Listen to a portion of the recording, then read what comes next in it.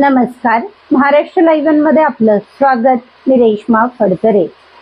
मावळ तालुक्यात सुरू असलेल्या अवकाळी पावसामुळे बाजरीच्या पिकाला फटका बसला आहे. त्यामुळे हातातोंडाशी आलेला घास हिरावल्याने शेतकरी हवालदिल झाला आहे.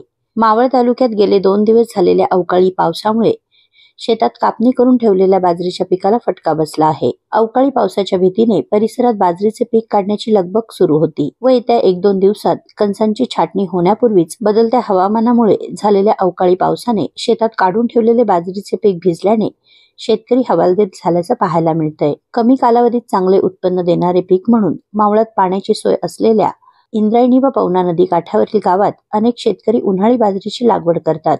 2.5 महिन्यांच्या या बाजरी पिकाचे अवकाळी पावसाने नुकसान झाले आहे. तोडून ठेवलेली बाजरी ही भिजल्याने कडवट होते, तर शेतात उभी असणारी बाजरी अवकाळी पाऊस व वादळी वाऱ्यामुळे भुईसपाट होण्याची चिंता शेतकऱ्यांना सतावत आहे. स्थानिक प्रशासनाने याबाबतीत लक्ष घालून योग्य तो मोबदला द्यावा अशी मागणी शेतकऱ्यांकडून केली जाते. बदलत्या हवामानामुळे गेल्या काही वर्षात अवकाळी पावसाचे वेळापत्रक चुकल्याने शेतकरी चिंतेत आहे.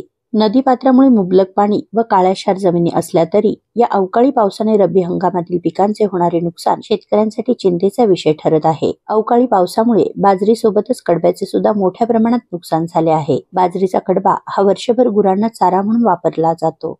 हा कडबा भिजल्याने तो सडून काळा पडतो व वापरास निरुपयोगी ठरतो.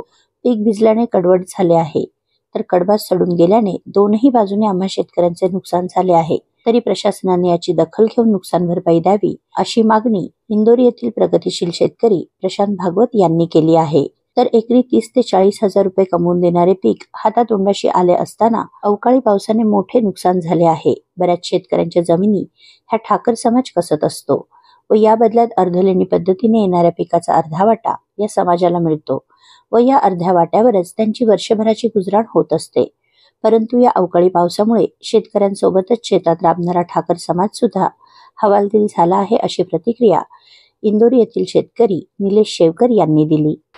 आपल्या परिसरातील घडामोडी जाणून घेण्यासाठी महाराष्ट्र लाईव्ह सबस्क्राईब करा व बेल आयकॉन प्रेस करायला विसरू नका. धन्यवाद.